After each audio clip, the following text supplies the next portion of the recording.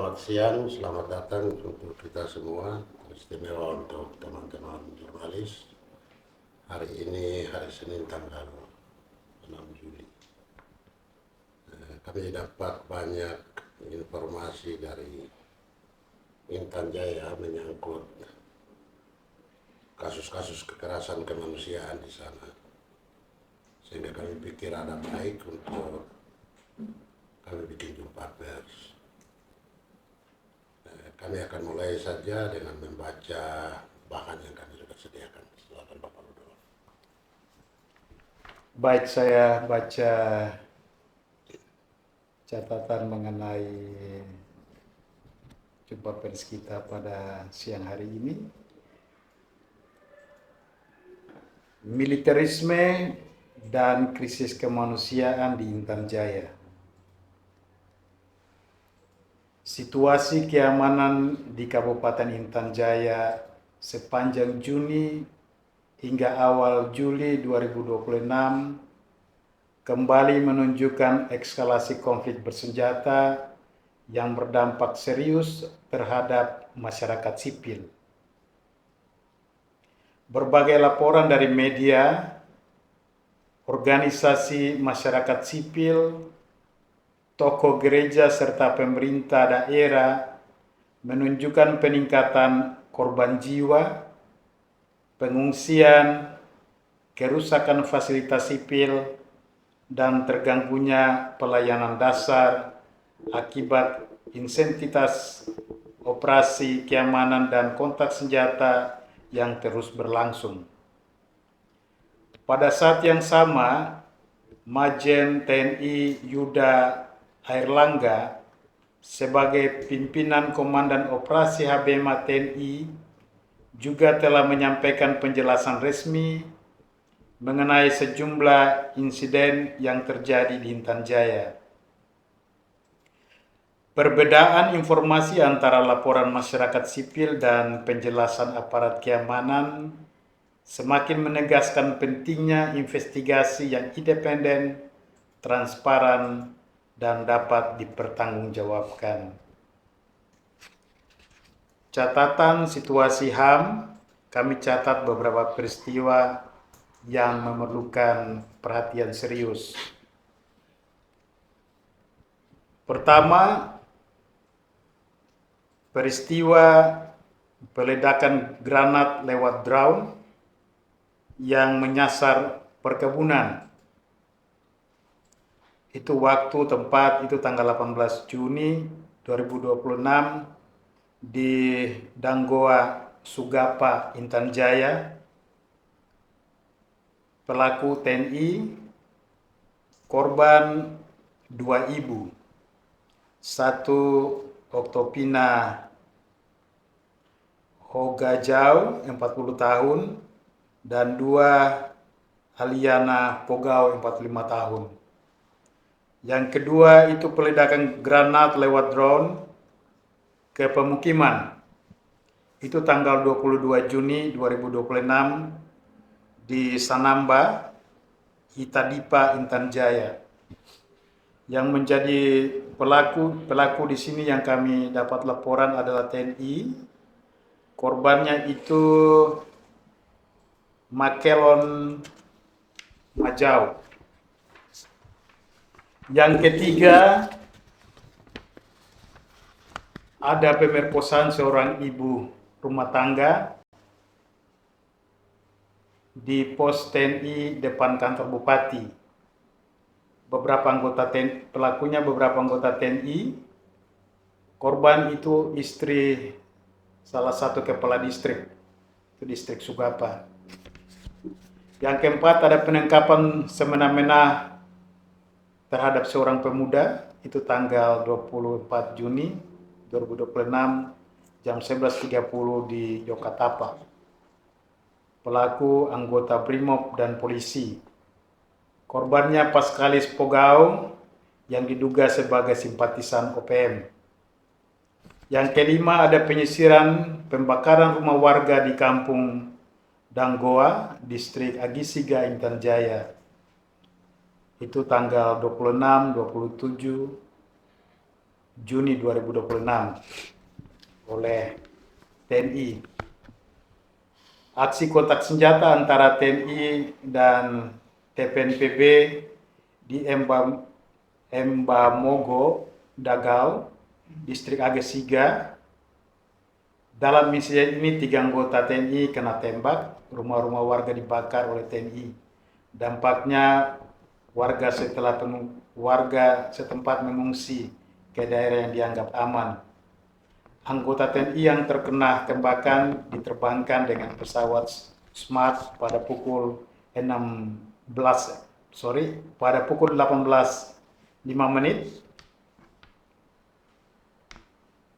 pada jam yang tidak wajar untuk penerbangan rute pegunungan. Ada 7 anggota TNI yang tercatat yang dikabarkan jadi korban. 2 diantaranya meninggal dunia dan lainnya dalam perawatan medis dan akan dievakuasi ke luar Intan Jaya. Yang keenam, ada penangkapan terhadap 2 masyarakat sipil atas nama Arnold Agibau dan Elianus Agibau. Kedua orang tersebut diinterogasi di Titigi. Setelah diinterogasi ternyata hanya Arnold Agibau yang dipulangkan ke keluarga di ibu kota Sugapa. Tetapi Elianus Agibau ditemukan dalam kondisi tidak bernyawa di semak-semak sekitar kampung Titigi. Itu terjadi pada tanggal 29 Juni 2026, pelaku TNI. Korbannya yang meninggal adalah pendeta Elianus Agibau, dibunuh oleh TNI dan disembunyikan dalam semak-semak di pangkalan Embamogo,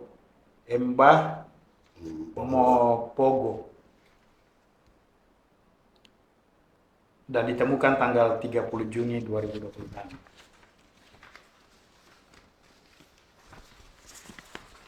Yang berikut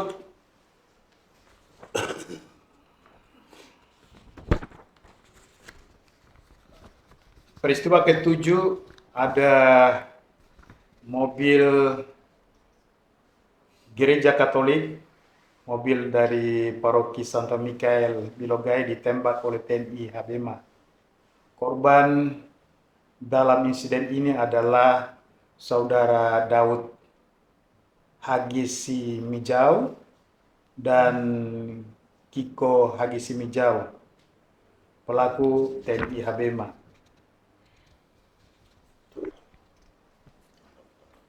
Tanggal itu kejadiannya terjadi pada tanggal 29 Juni 2026. Yang ke-8, selagi keluarga Hagibau semayamkan jenazah pendeta Elianus Hagibau pada tanggal 1 Juni 2026, keluarga Marga Tigau dan Sani menemukan jenazah Otto Tigau di dekat pos TNI Mamba Sugapa pada siang menjelang sore. Dalam evakuasi tersebut, Bupati Intan Jaya turun langsung bersama masyarakat. Pada malamnya jam 18.30 sampai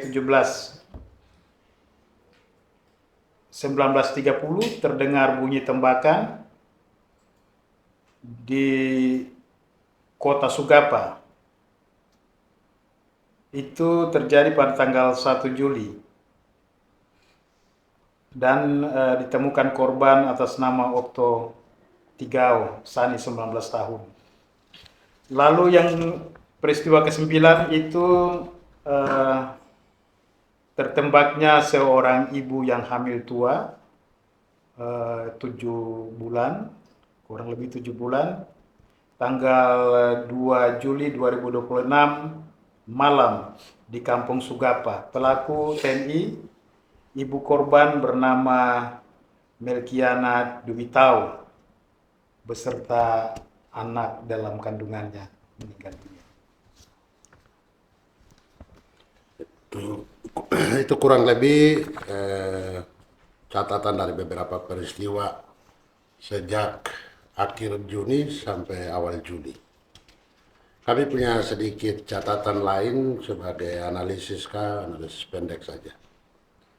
Situasi seperti tadi itu memperlihatkan bahwa pendekatan keamanan yang semakin intensif belum, bahkan kami yakin tidak akan mampu memberikan perlindungan efektif kepada masyarakat sipil. Sebaliknya, eskalasi konflik justru memperbesar resiko. Yang kemungkinan akan terjadi dengan pendekatan keamanan seperti ini, pelanggaran atas hak hidup. Yang kedua itu akan terjadi pengungsian paksa untuk masyarakat sipil itu. Ya sudah ada pengungsi cukup lama dan ini akan bertambah terus sampai bisa kampung itu kosong. Yang ketiga itu terganggunya pelayanan, misalnya pendidikan, pelayanan kesehatan. Yang juga nyatanya beberapa tahun terakhir ini tidak ada. Empat itu rusaknya fasilitas umum seperti rumah ibadah dan fasilitas sipil lainnya. Ada cerita di Intan Jaya yang bom ditanam di pinggir gereja itu. Di Laga ada pengrusakan gereja. Yang kelima itu meningkatnya trauma sosial, terutama bagi perempuan dan anak-anak. Dalam perspektif hukum, baik hukum HAM internasional maupun hukum nasional, setiap dugaan serangan terhadap warga sipil wajib diselidiki secara independen tanpa memandang siapa pelakunya. Negara memiliki kewajiban untuk menghormati, melindungi, dan memenuhi hak asasi setiap warga negara. Dengan demikian kami punya sikap sebagai gereja Katolik di Keuskupan Timika itu, pertama kami menyampaikan keprihatinan yang mendalam atas memburuknya situasi kemanusiaan di Intan Jaya. Yang berikut kami menilai bahwa keselamatan masyarakat sipil harus menjadi prioritas dalam setiap kebijakan keamanan. Tiga, kami mendesak seluruh pihak yang terlibat dalam konflik untuk menghormati prinsip-prinsip hukum humaniter dan hukum hak asasi manusia. Lalu semacam rekomendasi atau tuntutan itu, pertama, pemerintah Republik Indonesia segera mengevaluasi kembali kebijakan untuk menempatkan aparat keamanan non-organik secara berlebihan di Intan Jaya. Sebab nyatanya hanya meningkatkan eskalasi konflik yang melanggar hak asasi manusia.